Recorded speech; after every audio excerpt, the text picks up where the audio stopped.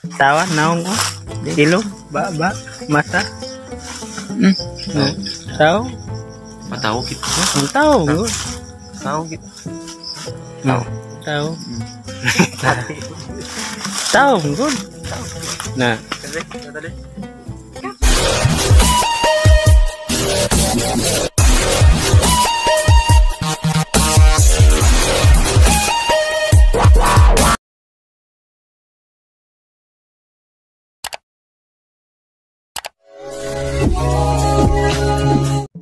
Magandang araw po sa inyong lahat, Luzon, Visayas, Mindanao. Magbabalik na naman po tayo upang magbabahagi na naman po ng konting kalaman tungkol po sa mga nakakamanghang video ng Yamashita Treasure. Ito po ay ang napadala sa atin tungkol po dito sa mukha ng tao kapag naka-side view at mukha naman ng dragon kapag nakaharap, at sa kabila ay mukhang unggoy. Ang tatlong mukha po na ito ay larawan na kung saan nagtuturo ng kinaroroonan ng nakatagong kayamanan ng mga Japanese Imperial Army. Kung mapapansin po natin, ito pong design na ginawa po ng mga Japanese Imperial Army ay napakaganda at halatang inukit po ito ng mga kamay. Ang mga Japanese Imperial Army ay bihasa po sa paggamit ng chemicals upang makabuo sila ng mga iba't ibang larawan katulad po nito. Tingnan nyo, ang harap niyan ay mag-iiba ang itsura. Kapag nasa harap na ay magiging dragon. Yan. At nakaturo siya sa ibaba. Yan po ay pointer, mga ka-treasure hunter, na ibig sabihin ay nagtuturo siya din sa ilalim na mayroong nakatagong kayamanan na ibinaon ng mga Japanese Imperial Army. So sa ating makikita, kapag nakaganyan siya na view, ating makikita na para itong nakatagilid na tao siya na may bibig. Yung lips niya ay klarong-klaro, yung ilong niya, at parang may tabon sa mukha sa bandang uluhan niya. Parang sundalo ng mga Japanese yan.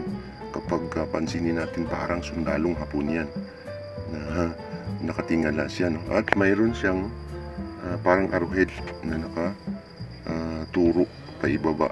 So direkta yan, maaaring dyan mismo sa ilalim yan kung saan siya nakatingin ay mayroon talaga dyan, sakop na yan dyan sa kanyang tinitingnan, at kasama dyan sa may puno na yan. Yan po ay siguradong sigurado. So tatlo ang mukha, nakakagulat at nakakapagtaka, kumbaga nakaka-amaze ang mga ganitong klaseng larawan. At halatang na-engineer talaga, sapagkat imagine mo yung iba't ibang lokasyon ay magbabago ang kanyang itsura. So gilid, sa kabilang gilid at saka sa harap ay nag-iiba ang kanyang itsura. So yan ay mukha ng tao, pero kapag nakalapit tayo at nakaharap ay magbabago ito, magiging parang dragon, para siyang dragon. Kita nyo ba ang nakikita ko? Dragon siya na patiwarik o nakatungo. Sa inyong paningin ay maaaring mag-iiba din ang inyong pananaw, pero sa akin ay parang dragon. Direktang nakaturo doon sa may sign. So pointer yan, arrowhead, na nagsasabing mayroon talagang kayamanan dyan sa ilalim na yan. So napakaswerte ng ating treasure hunter na nakakita siya ng mga ganitong klase, no? Maaring hindi ganun kalalim ito. So triangle yan na mayroong X at may dot pa na maliit. Ibig sabihin, yan direct to the point yan. Yan ay deposit sign ng mga Japanese Imperial Army. Yamashita Treasure yung triangle, X pa na may dot, na sintrong-sintro yung dot, yan ay direkta yan dyan sa ilalim.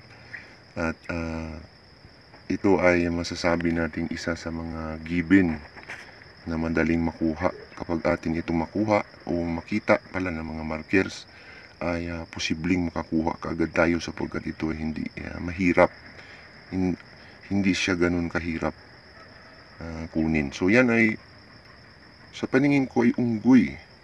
Para siyang ulo ng unggoy na nakaturo naman pa ibaba din. So always yung ulo ng unggoy ay pointer din, no, ng Yamashita Treasure yan. At nagsasabi nga na talagang may kayamanan dyan sa area na yan. So unique ang pagkagawa po ng mga Japanese Imperial Army Engineer. At makikita mo yung design ng puno ay marami pang design na hindi na dapat natin na guluhin ng ating isip, sapagkat sigurado na yan na may kargayang gilid ng puno na yan. At maaaring dyan pa sa puno ay may iba pang sikreto yan, sapagkat minsan ay naglalagay sila sa ilalim ng ugat niyan na ilang pirasong gold bar. Yun yung mga giveaway, no, na madalas nakukuha ng ating mga kabayan na hindi nila in-expect na mayroon palang nakalagay dyan. So nasa gilid pa pala ito ng kalsada, mga ka-treasure hunter. At sigurado ito, carved pa yung kalsada na yan. Bundok ito probinsya ng kung hindi ako nagkakamali, Kabisayaan ito, Visayas. So malinaw na may nakatago talagang sikreto dyan sa area na yan, sapagkat kung magkamali man tayo dyan sa design ng puno na parang mukha ng tao na yan, ay hindi maaaring magkamali yung X na may dot pa sa gitna sa ibaba. So ibig sabihin, doble yung design na nagsasabing bukod yan sa disenyo sa puno ay kapag sumablay ang ating pagbabasa ay dyan sa ibaba na may mga sign na bato na X na may dot at triangular pa, yan ay isang uri ng katibayan ng Yamashita Treasure markers. Ginawa ito ng mga Japanese Imperial Army. Inukit ng mga kamay. Hindi malilikha yung X na may dot sa gitna na basta-basta lang na natural. Yan po ay ginawa talaga na may itinago na kayamanan sa may ilalim ng puno. So pangalawa sa video na ipinadala sa atin, ito ay yung parang naka-smile na mukha, no? Parang gold coins pag tiningnan mo. Pag i-imagine mo, smiley face, marker, gold object po ang ibig sabihin niyan, mga ka-treasure hunter. Bagay na ginto na itinago at nakatingin siya sa direksyon kung saan naroon yung kayamanan. Tinitingnan niya yung kayamanan, mga ka-treasure hunter. Lucky ka kapag nakita mo yung gold object. Sabi nung marker ba ito, mga ka-treasure? Tingnan niya, parang naka-smile siya. Naka-smile. Tapos dito parang lucky. At yan ay kayamanan. Yan ay object, gold deposit. Tingnan mo rito sa gilid na ito, mayroon pa, sabi niya, possible gold object buried under parang heart yan, no? So dalawa parang yan, mga hunter, sapagkat heart shape yan, ginto, gold object, two gold object was buried. Ibig sabihin dalawang ginto na bagay na naibaon dyan. Yellow gold pa yung inukit. May dot na dalawa. Tingnan mo rito, sabi niya, kasi nakatihaya yan, hindi nakatagilid. Look here, sabi niya, kasi kapag nakatagilid yan, look around. May dalawang dot dito, tsaka dito. Yan po ang kahulugan yan, tsaka dito, mga ka-tiits, no?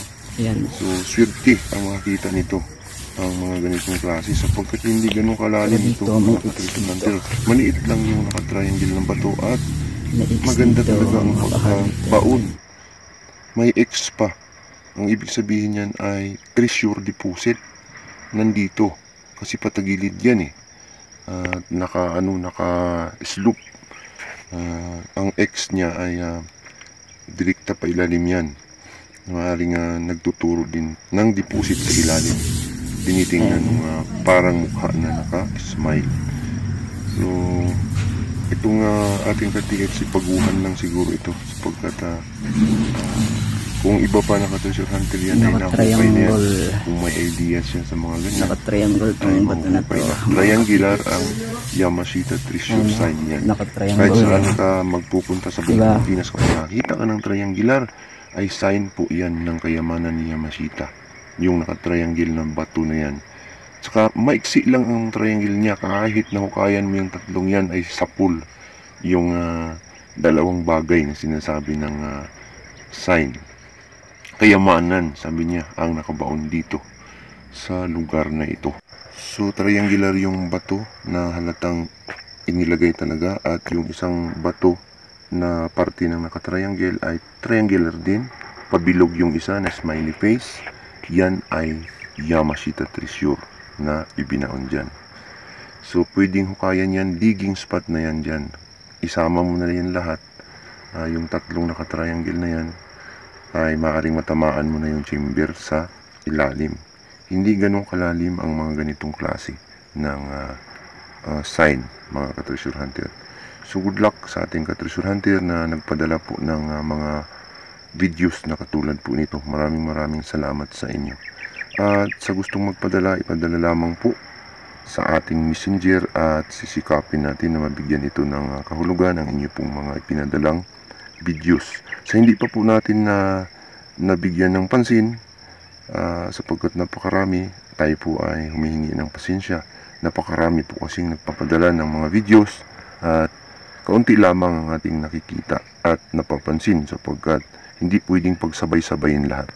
So hanggang dito na lamang po. Maraming salamat po ulit sa inyo pong panunood. Ito po ang inyong ka-treasure hunter, Yusuf Yamato.